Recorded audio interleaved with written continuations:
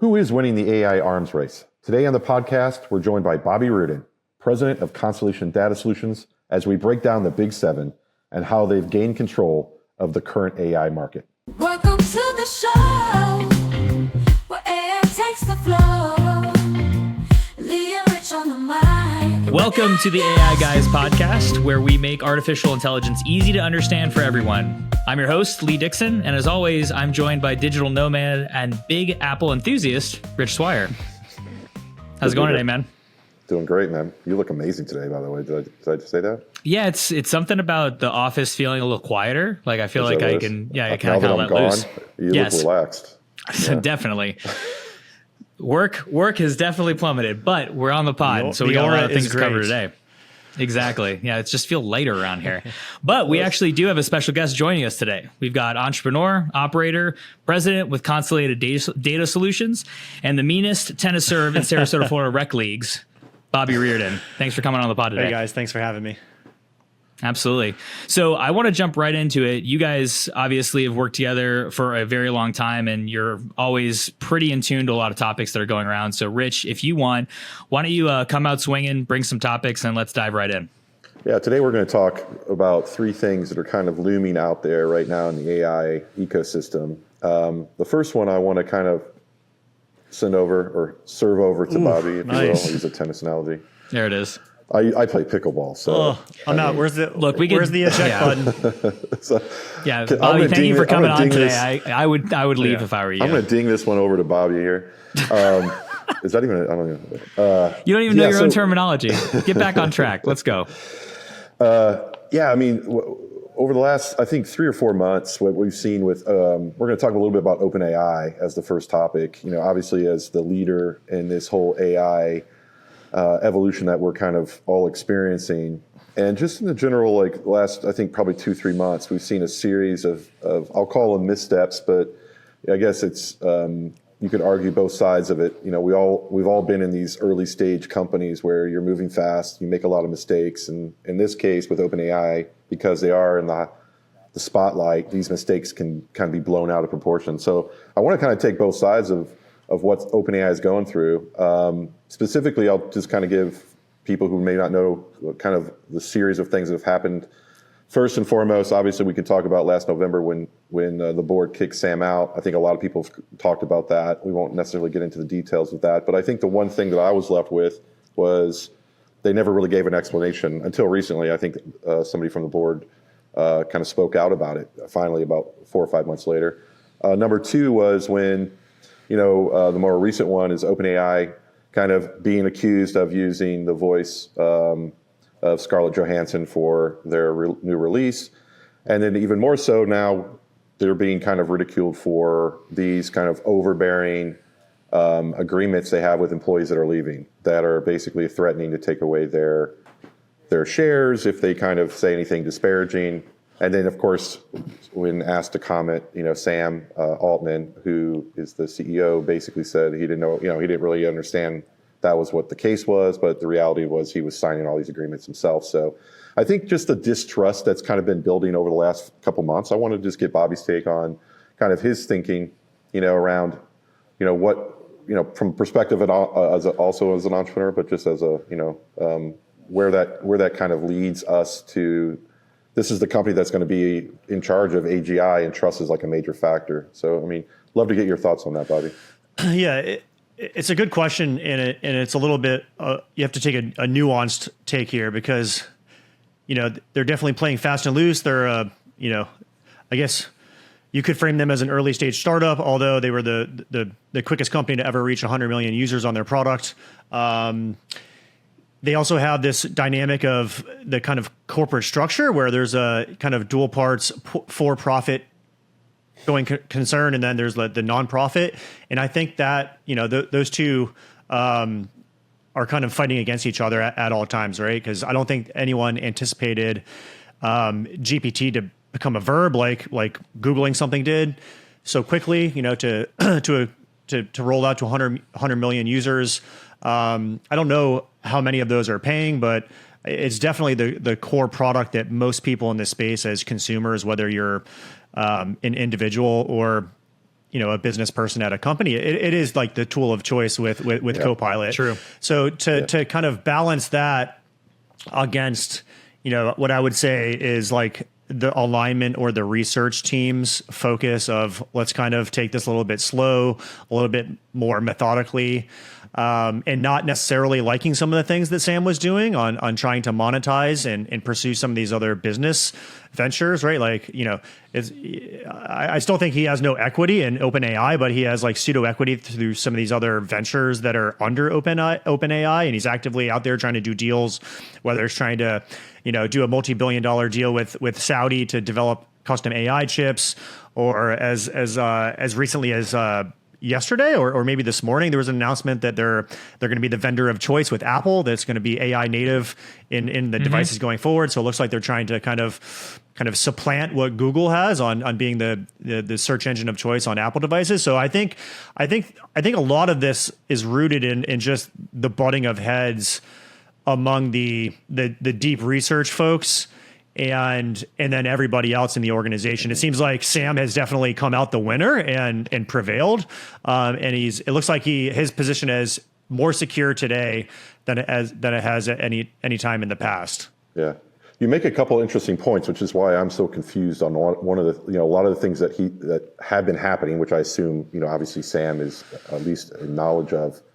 Like, because if you said about the nonprofit thing, which is so weird that he's so focused on revenue, it's almost like he needs to continue to have his number one position, but he's running this like as if he owned 60%, as if he was going to have this massive windfall of value that he's creating.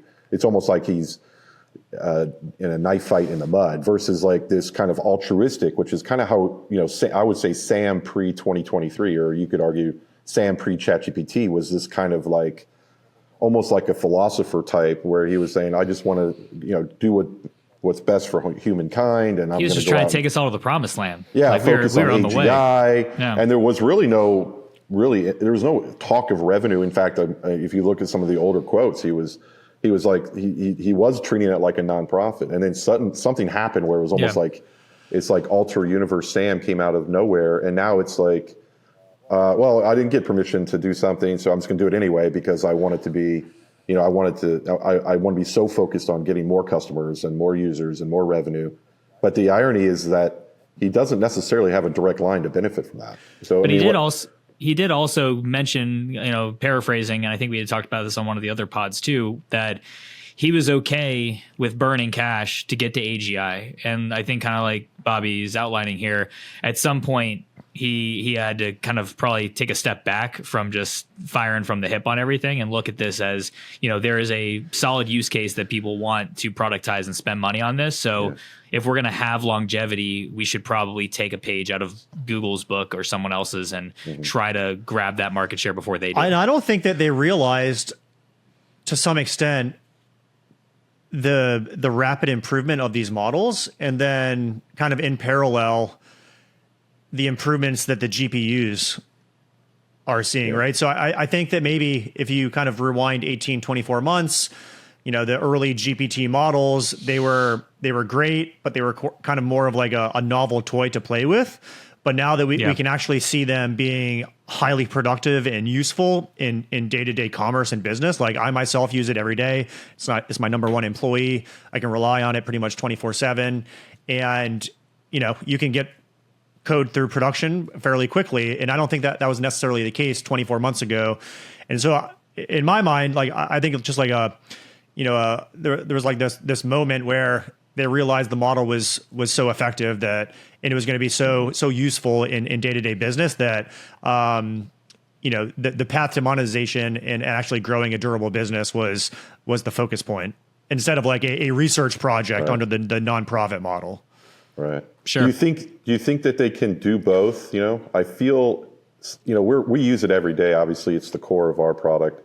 And so we're, obviously big fans of the technology and would love to see it continue to be more powerful. But do you think at some point there's going to be a need for him to choose one path or the other? Because I feel like the road he's on now, although it's an amazing road, as you mentioned, it's building out this really cool consumer-based product, and now obviously they're entering into the B2B space in a big way. But it feels like, building out large language models, scaling apps like ChatGPT and others now with their video as well. It seems like it's somewhat of a left turn, or maybe at a minimum a little bit of an exit off the highway toward AGI. Like, can you be a nonprofit focusing on AGI research first and be commercially capitalistic and compete with the big seven, the big guys that are out there also building similar products in a path that may not necessarily lead directly to AGI? I wonder how much can he take on? And maybe, I don't know, and where is he going to get future money from? Is he going to be a stepping stone? Because we've already heard about Microsoft building their own stuff. So is there a point in time where he reaches a cliff where he either has to make a decision on being a commercial entity that continues to lead the path toward? I assume he's already LLM-based done apps? that. And I think that what we've seen over the last few weeks, and there's been some recent writing around this, I think the kind of the mass departure that we saw over the last 10 days from folks only in the alignment in the research group. I think many of them went to Anthropic, which makes total sense, right? Because they're not necessarily trying to productize and monetize as aggressive as OpenAI. So I think that decision has been made, and I think we'll hear less and less about worrying about alignment and safety and privacy. And I think the focus on OpenAI is going to be on just continuing to build, bleeding edge products as the leader in the space, and just maintaining the position that they've achieved today. Right. I mean, that's what I would do if I was in their shoes. He's far greater of an entrepreneur and operator than I am. But he executes at a high level. He's well known to be a great he's good at doing deals and negotiating, and I think he'll have no challenge raising funds, right? He famously he's got the name now at this point. Well, it's gonna be hard to say no. Yeah. Yeah, so it brings us kind of to our second topic, which is kind of a nice little parallel, which is, the acronym that I'm using here is, one that we all are familiar with, which is FANG, which is specifically to, the famous stock portfolio approach. And then I've added TOM. And so the idea is the big seven, which is Facebook, Amazon. I've actually replaced Netflix with Nvidia. Then you have Google, obviously. Then you have Tesla, or I'll just put XAI in that group as well, since it's owned and operated both by Elon Musk. Then you, of course, OpenAI, and then Microsoft. So, when we talk about the big seven really driving forward at an extraordinary pace, probably faster than you could ever really predict, as you mentioned earlier, a lot of it's driven by this uptick in compute power with Nvidia, which is obviously something that is really kind of still an unknown, whether the demand will always outpace the supply, or at least for the next few years. But when you talk about FANG, Tom, I mean, at the end of the day, it's you're talking about a massive amount of money going into compute. Yep. With still a very diverse approach to how they're going to monetize and where they're going to get their differentiation. So I don't know what your thoughts on that are, of who you kind of, if you were to think about those companies in your mind, where, in what order do you think, or, if this was a race of 7 horses, where do you think you're going to, what are the odds? Who's your parlay? Where do you put your monay? Yeah, what's the parlay that everybody should look at? I mean, obviously this is a tsunami change occurring in the space today. Every single company in every single workflow in every company in every industry is going to be re-engineered over the next 18 to 24 months. You could argue when, but not if, right?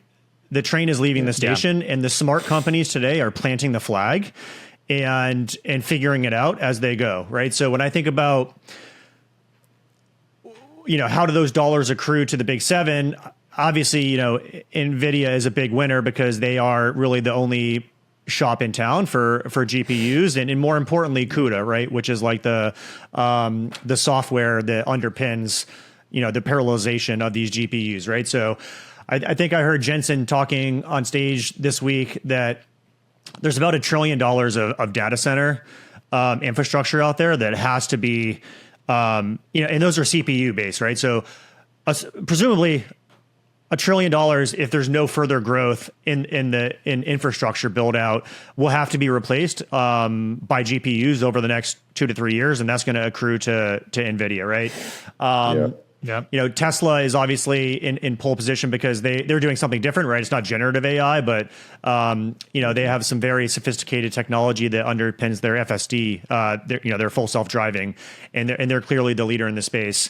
And just to make a note on that, what's interesting, I just read an article about them, is there's a large group and growing group of Tesla owners who are now they have special software where they're taking the input from all the cameras as they drive through. I forgot what regions they've launched this in, and then basically when they park it at night, it uploads a subset of that video as training. So this FSD that they just released is a brand new version. Yeah. Before that, they were using a completely different approach, and they scrapped basically everything from 11 down.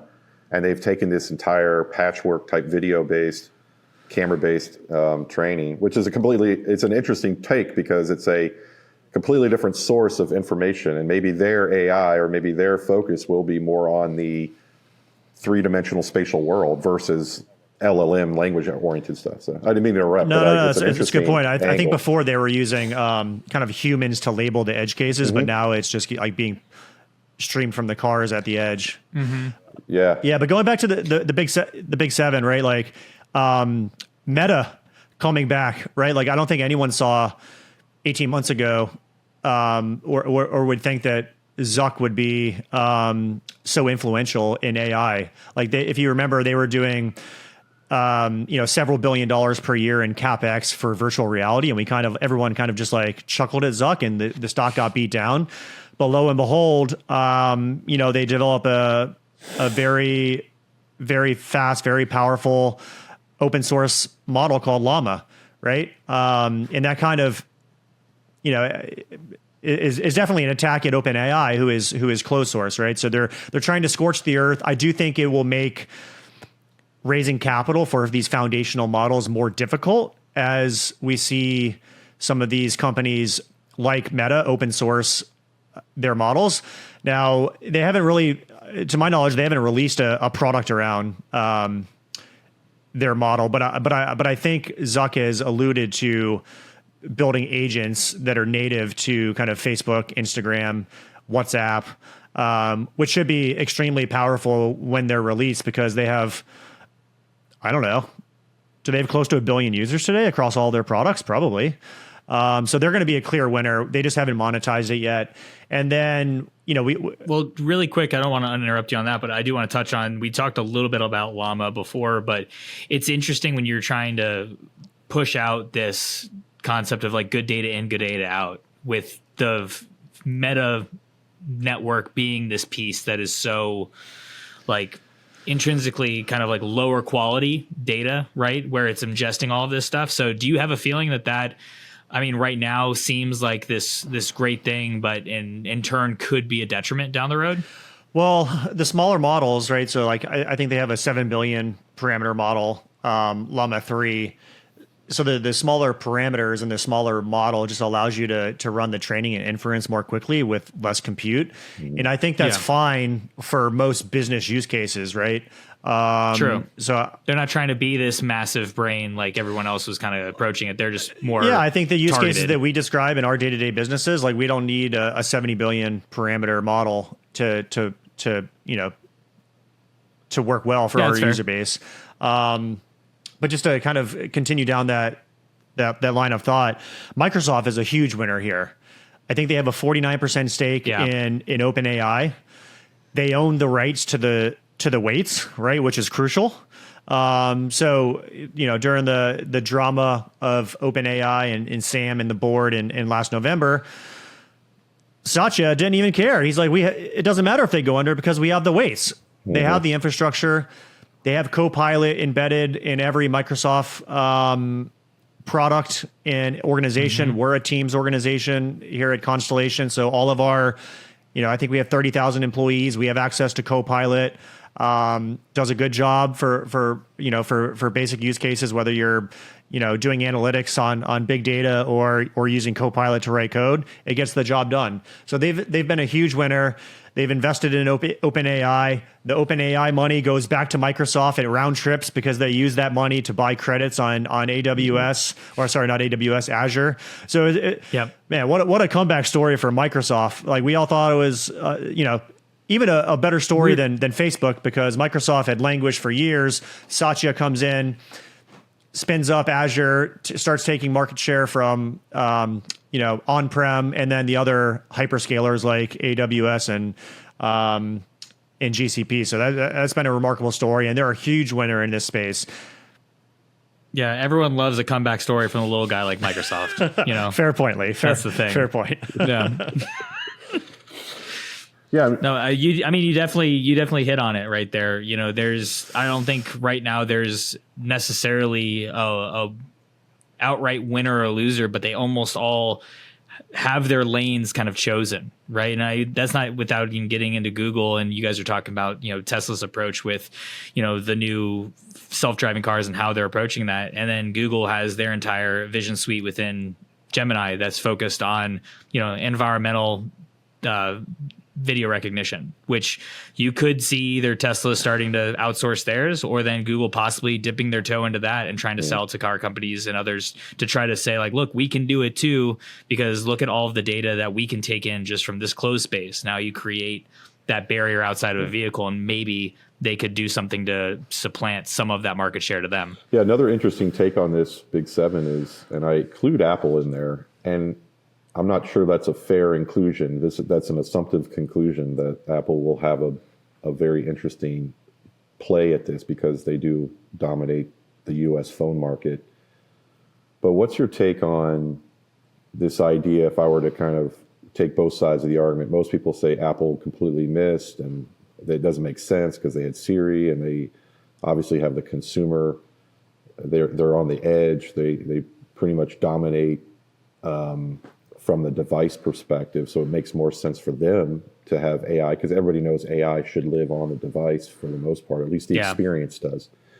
But I wonder, AI isn't, or Apple isn't stupid. So, I wonder if this, like, sit back and let everybody else kind of waste a lot of money and time is maybe they're the innocent, that maybe they weren't planning on that. But I wonder if there was a little bit more thought that they put on play, where they said, you know what, they looked at the LLM, they see that it could be commoditized. They know that's not their strength, because they don't have a cloud service like the other guys do. Obviously they have iCloud, but not like the hyperscalers where they're hosting apps per se, in the way that the AWS or Azure or Google is.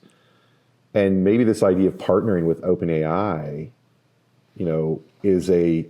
they get to the same destination without spending hundreds of millions of dollars out of this bank. And then maybe this wait and see approach, where they could be ready to jump on the next wave, is their opportunity. What are your thoughts on that? They tortoised and they haired everybody. That's the problem. Yeah, no, it's a good question, and it's a fair one. I don't think the balance sheet is the limiting factor here, because they generate so much. Yeah, the free cash flow is insane. They're not necessarily known for innovation post Steve Jobs, right? Like, Tim Cook, I think he led the kind of logistics side of the Apple business. So it's not like he's an innovator and kind of, thought leader in cutting edge technology. But I do generally think that Apple likes to take their time and be thoughtful and methodical. So part of me believes that they have something very cool and revolutionary coming. It's just underway, and it might be, it might be in the next version of the iPhone. It might be a completely new form factor. I am a little disappointed at how long it's taken to get some guidance on things they have underway. I think that the announcement with the partnership with OpenAI is welcomed, but there's we definitely want to see more innovation coming out of Apple. So it's just something that we have to continue to watch. But I think in general, the consumers are the big winners here, right? Like, I think back to kind of Web 2, when there was a a big influx of venture capital. And they basically subsidize the demand for consumers, right? Like it used to cost $6-8 to take an Uber. Now it costs 20.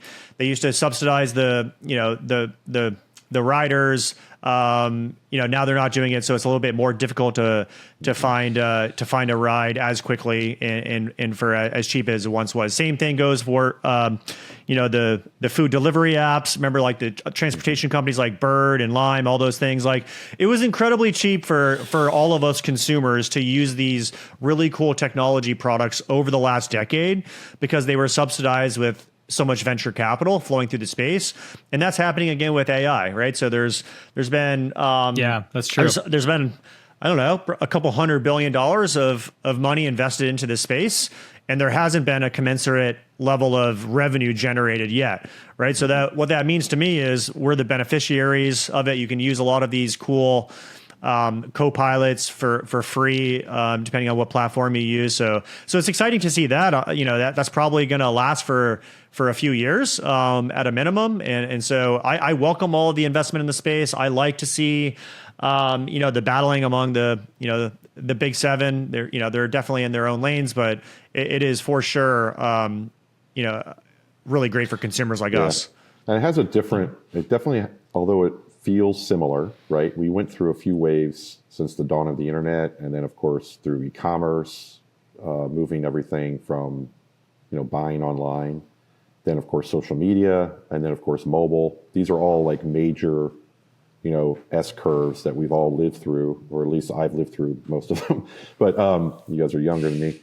But like when you think about AI, there is a little bit of a different flavor because all those other things felt additive, and there wasn't that big of a domination. Like all these 7 companies didn't exist all at one point in time. This is the first S curve that we're going to go through, and it just so happens it could be one of the biggest ones because AI is so significant in how we change, how we interface the internet. That having 7 massive, most of these $1 trillion value companies, like I don't think people really understand how big that is because even with the rise of, let's say, social media, those were all startups for the most part. There was no Apple missed out on that, Google missed out on that. I mean, so like it was never, and they never really invested in it. They never really cared. It was like, oh, that's cool. They'll still have to come through our phone. They'll still have to, so there was not like this threat, but it seems like it's so rare that you have a car company / social media company under Tesla. Then you have a chip company who's also, by the way, thrown their hat in the ring saying, hey, we're going to be in the software. So there's no reason why Nvidia doesn't start spinning up hyperscaler server farms. Zero reason.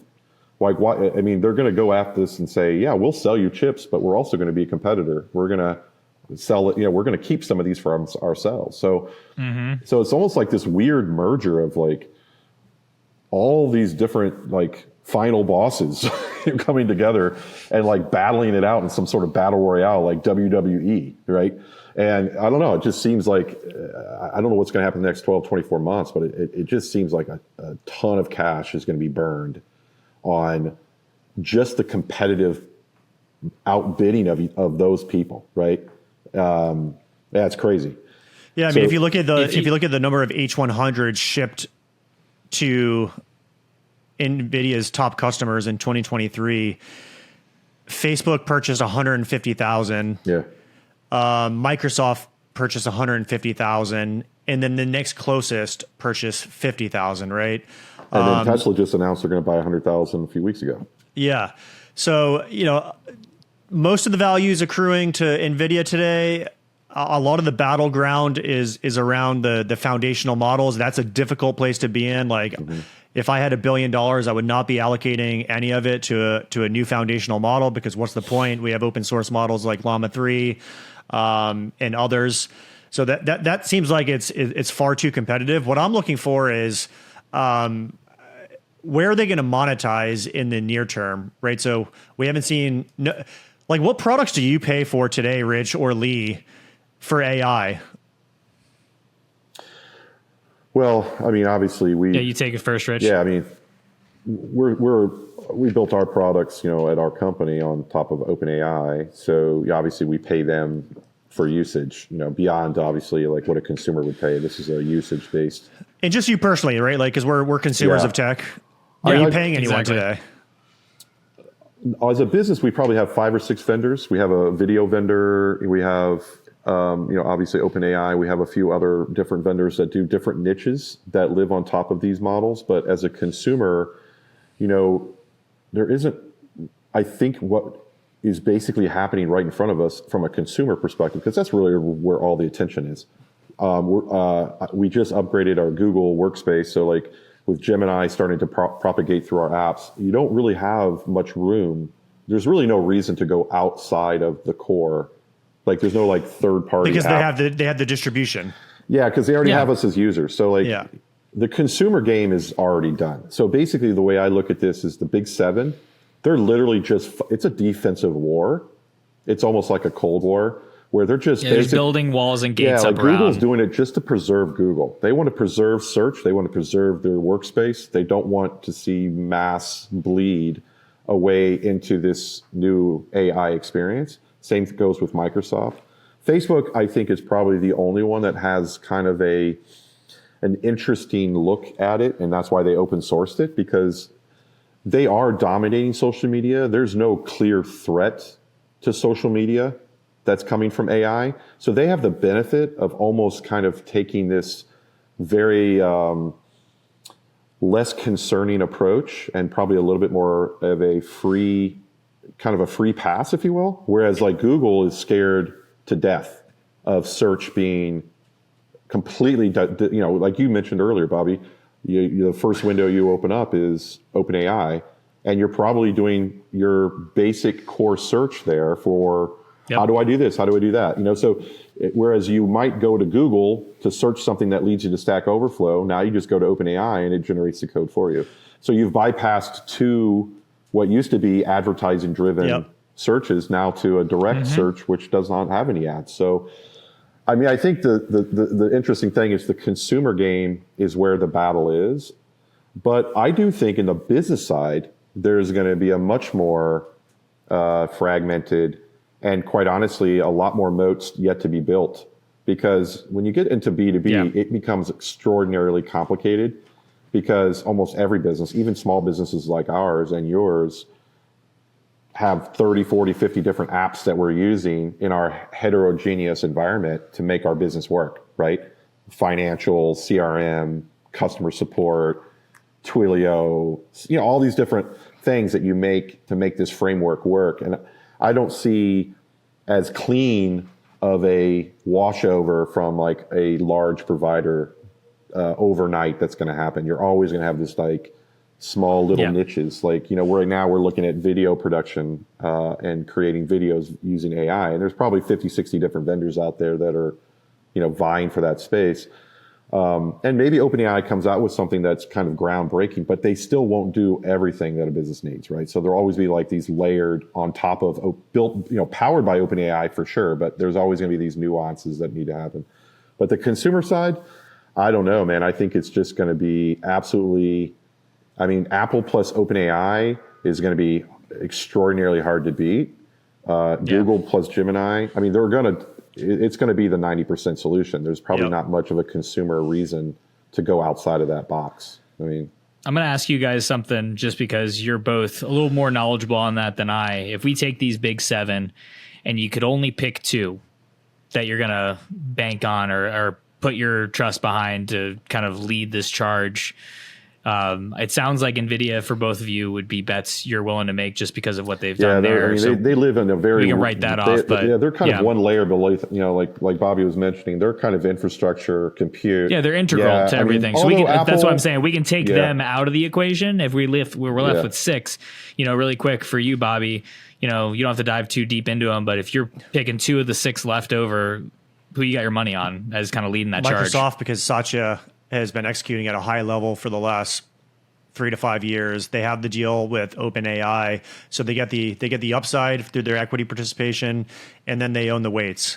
So to me, that kind of solidifies and they have it. the operating system too, right? Like that's something that nobody's been talking about. Like they forget, people forget that they still own the majority of the computers out there. So they have the operating systems. Teams is actually a really great enterprise tool. Like I've grown to appreciate it, and it's going to be fully embedded throughout the ecosystem. So they're my winner. Yeah. Yeah. And so you got Microsoft, and who would be your second in there? Meta, because Zuck, you like his he new is look. pure That's what alpha it is. today. And like, yeah, that guy's winning. That guy's winning right now. But just to go back to your point, Rich, you're talking about like these social media companies didn't see any kind of competition. They weren't worried. I heard on a podcast the other week, Zuck was sitting down with Dwarkesh, who I don't even know who he is, but he has an amazing pod. And he was basically saying that they started buying H100s initially just to compete with TikTok. TikTok's recommendation algorithm is AI, and they kind of determined that they just needed like massively more amounts of GPUs for compute to do the recommendation on the For You page, so that they could recommend content that wasn't similar to your friends, right? So. Yeah, and so that was a big unlock for him, and that enabled them to be in position when generative AI became a thing. They're like, oh crap, we have all these H100s that are doing this other useful work for us, but we can repurpose it to do the the compute needed for this linear algebra. Yeah, basically. Yeah, I mean, I think Microsoft has an interesting edge that they haven't unlocked half of their potential. They're also, by the way, I don't know if we mentioned this, they're also building their own, obviously, OpenAI competitor, right? So he's hedging across the board. They have their own models. It's probably going to be almost probably exactly like, or maybe even better than OpenAI at some point, because they hold kind of a lot more cards from an ingestion perspective than OpenAI does, because they obviously still have Bing as a search, they still have the browser, they still have the operating system, and a lot of the stuff that they're talking about building out is going to be on the edge, and they have, of course, they've got the massive dominating workplace, right, with Office.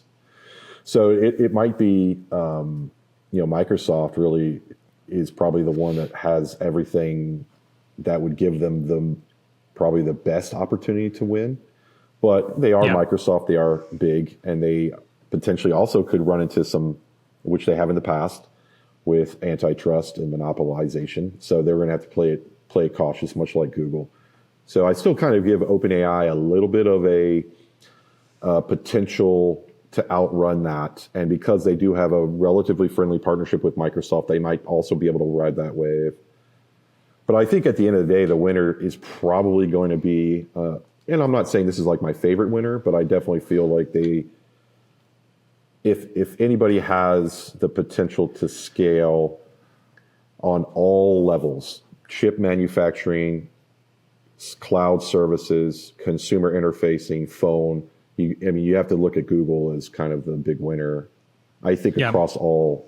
And I say that not because comparing apples to apples, but I just read a white paper that Google just unlocked this entire, I don't know if you guys have been keeping up with what they're doing with like protein modeling. And essentially, they have all these like skunkwork projects where they're now using AI to generate all kinds of amazing stuff for biotech, for pharma. And so like and it's like an endless amount of these projects that Google have been working on that they're leveraging AI to change industries, which is really kind of, hasn't even really kind of become part of the topic. We all are just basically talking about, oh, isn't it cool that, this thing's talking like Scarlett Johansson, or isn't this cool that you can ask it this question and it talks back to you? But like the reality is like the real big stuff is like in development, healthcare, drug development, curing. But those things that you're describing don't conflict with their core business of search. So I agree that they have the components under the hood. Like to your point, like these skunkworks projects, there's probably 2 or 3 that are $100 billion enterprise values if they're spun out. But my concern with Google is the execution. Like they're so bureaucratic. they've been kind of late to the game to at least release commercial products that we can actually use that are useful. They've had their own mishaps, right? Like when you would ask their product to, show me a founding father, we all know what happened there.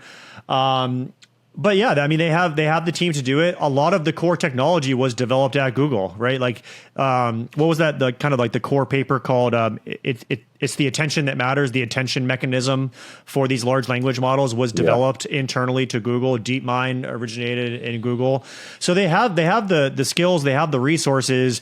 It really just comes on can they execute? And to me, recently, I would give them like a C grade on the execution because they have it. They could do massively, groundbreaking things, but it would put kind of like their monopolistic search revenue at risk. They do have the pressure of balancing between let's not create something that kills search. I can say that this whole this integration they've done with their search engine, this first version, whatever they call it, completions, I forgot what they call it, where you search now and it has like the AI answer at the top, is really horrible. And it's shocking to me. Did you see the Reddit data that's being included? It's hilarious. It's so bad that I'm sitting here going, who is making decisions there? Because first of all, A, nobody expected or asked for it, and B, that is like your core business. So why on earth would you just abruptly do that? And it shows you how scared they are of OpenAI releasing a search engine, because I feel like internally they're sitting here going, if we don't beat them to the chase and at least take the air out of the room, so when they announce it, it's not as like a big deal, or it looks very similar to what we've already released, though it reduces the leakage that we might occur. It's just shocking to me how bad it is, though. Like, it's scary, to your point. Well, there was a glimmer of hope with their recent demo on you have an agent in your email inbox that you can task it with grabbing receipts, publishing it to a Google Sheet, pumping that to Concur. But they're a mountain. It's hard to move. They're just so massive and big. And I feel like just because they have YouTube and all these other properties that can feed such an amazing experience when it comes to AI, and whereas OpenAI and others are essentially having to steal it or quote unquote, to be determined on copyright in that sense. But that's a whole nother show that we'll get to. I totally agree with your premise. Today that's who's definitely, they're definitely hitting doubles and triples. Well, let me ask you this. Which of the big seven, not Nvidia, but of the other core players, who gets to an autonomous agent first? Because I think that's the next leg up here for innovation in AI I think that's the pedestal everyone's going for now. Is having an agent that can plan and reason on its own, can execute against certain tasks, and then do some reflection back for sanity checks, right? And make sure that to improve. Yeah, or did the tasks that I initially outlined that I executed against, did I do them correctly, or do I need to course adjust and go back to step one, right? Like, I think that's the holy grail of AI, is being able to, let's say a DevOps agent, where I can just say, hey, Larry, my DevOps AI bot, like, go spin up these cloud resources with these permissions and like kind of, hand out the credentials to other people on the team, and being able to just like in natural language describe a task to be completed in your organization. I think that's kind of like the next step here. Yeah. If the assumption here is that you're asking it from a business perspective, then it's the only players that could actually even come close to that would give you that full kind of user arc that you're talking about would be Google, because they have a workspace. And if they buy HubSpot, that even doubles that. And that's another reason why they would, dominate that, or be able to do what you're asking, because you have to own the ecosystem in order to have that smooth transition. Because even if AI is the most brilliant thing in the world, and AI is as smart as a human being, you still have to have APIs. You still have to have connectors to these other third-party systems, and they need the infrastructure to be able to get there. But you should be able to provide that information to your agent. Yeah, right? But I'm saying, like, there could be, just like everything else, there could be hoops they have to jump through and blocks that, it becomes a very diverse and complicated thing. But if you live within just like the reason why Apple builds their infrastructure all Apple, right, and Google. So as long as you're living within their world, their ecosystem, I think Google, Microsoft are probably the only ones that could do it on a business side. And I think probably Apple, honestly, is probably the only one that could do it on the consumer side, at least in the short term, because it's the phone is like super critical. Like, I don't think people understand how critical that is. And Google obviously has pretty good market share outside of US, but I mean, iPhone and with because it can do the handshake for you, right? Like the authentication, the access management. But that's a good topic. We should put that on, our next show. I know we're running out of time here, but like we will have to pin it. Yeah, we'll pin it. That is but absolutely that's a great topic to dive into, because I do think it's an interesting on the horizon, but there's so many, like, it's not just an AI problem. Like, even if they were to discover AGI in a lab, there's a whole nother, there's all the legacy crap, the ugliness, the wires in the closet, if you will, that either you have to make a decision to get rid of and throw away. It's like it's a new version of the migration of like on-prem to the cloud, right? It's like, it's a whole new way to architect things. It's like going from wired to Wi-Fi. It's like we basically said, let's just invent wireless technology so we can just literally throw away all that wiring that nobody knows what's going on in the closet. And I think literally that kind of seismic jump has to happen, because there's no way that scenario that you're talking about is going to work with the existing ugly SaaS API gross world that we live in, where everything is like too clunky. Yeah, it's like you're connecting things and you're like, hope this works, But I think you need like your own little neural network for your business. Yeah, and I think that's what scares everybody. I think that's another reason why CRMs and a lot of these products are like literally scared to death, because I do believe that they see that this is.